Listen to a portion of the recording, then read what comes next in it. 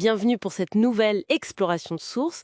Aujourd'hui, on se penche sur un monument, on peut dire, de la presse informatique des années 80-90, le magazine Amstrad 100%. Ah oui, Amstrad 100%. Toute une époque. Exactement. Alors, on a pas mal de choses, des archives numériques du mag, des articles de rétro gaming, Wikipédia, bien sûr, et puis une interview super intéressante d'Alain Massomy. Poum. Voilà, Poum, un ancien rédacteur, et aussi des infos sur un truc assez fou, un numéro 50 récent, fait tard des fans. Incroyable ça, on y reviendra. L'idée, c'est de comprendre un peu l'identité de ce magazine, son impact, pourquoi ça parle encore autant aux gens aujourd'hui. Alors, on y va. Allons-y. Alors, le magazine est lancé en février 88, Media System Edition. Et comme tu l'as dit, c'est vraiment dédié aux Amstrad CPC. Les Color Personal Computer. C'est ça, d'où le titre, 100% le jeu de mots sur CPC. Dedans, on trouvait les tests de jeu, évidemment, notés en pourcentage, Logique. oui, mais aussi des utilitaires, de l'initiation à la prog en Basic Locomotive, en CPM, même en assembleurs et 80 pour les plus mordus. Et puis, chose moins courante, des critiques de BD, de musique, de jeux de rôle papier. Oui, c'est ça qui frappe d'emblée en lisant les témoignages et l'interview de Pooms. Ce ton très particulier, non? Un humour très ado, Très ado, ouais. Parfois un peu potache, un peu limite peut-être vu d'aujourd'hui. Mais, mais ça collait à l'époque et au public visé. et visuellement aussi, il y avait une vraie patte. Pooms décrit une ambiance à la rédaction assez décontractée, joviale, tout à fait.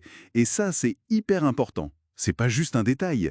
Ce ton, cette ambiance, c'était au cœur de leur relation avec les lecteurs. Ils ont vraiment créé une communauté. Comment ça se traduisait concrètement? Poum parle des mercredis portes ouvertes, où les lecteurs pouvaient passer à la rédaction. Il y avait les salons comme Amstrad Expo. C'était un vrai lieu de rencontre. Les gens en ligne parlent de frissons nostalgiques, de l'attente de chaque numéro. C'était un vrai réseau social avant l'heure, quoi. Centré sur le magazine et la machine? Exactement. Et dans le mag lui-même, il y avait le courrier des lecteurs, bien sûr, animé par la fameuse Miss X. Ah oui, le mystère Miss X. Voilà. Qui était-elle? Ça fascinait tout le monde. Et puis les pseudos des rédax, les blagues internes, tout ça créait une vraie complicité. Poum raconte des anecdotes sympas d'ailleurs. L'origine de son pseudo Poum, juste une contraction de son nom qu'il trouvait un peu... Un peu culcu. Il disait, Vas-y. c'est ça, Hmm. mais c'est resté. Et il explique aussi leur politique éditoriale sur les jeux. Pour pas faire du public rédactionnel déguisé et garder une certaine indépendance, bah, les mauvais jeux, ils n'en parlaient juste pas. Malin. Une façon pragmatique de gérer la pression, sans doute. Parce que le magazine a aussi vécu le déclin du CPC face aux 16 bits, aux consoles, Oui, il est devenu bimestriel en 91, puis trimestriel en 93. et le dernier numéro, le 49, sort en octobre 93. Fin de l'aventure. Enfin, presque. Presque. Parce que c'est là que ça devient fou. En 2021, quasiment 30 ans après, hop, un numéro 50. Non officiel, mais quand même. C'est ça qui est fascinant. Une équipe de passionnés qui lance ça. Gratuit en PDF, payant en papier. Et ça parle de quoi alors? De la scène en brou, Des créations amateurs d'aujourd'hui sur CPC. exactement.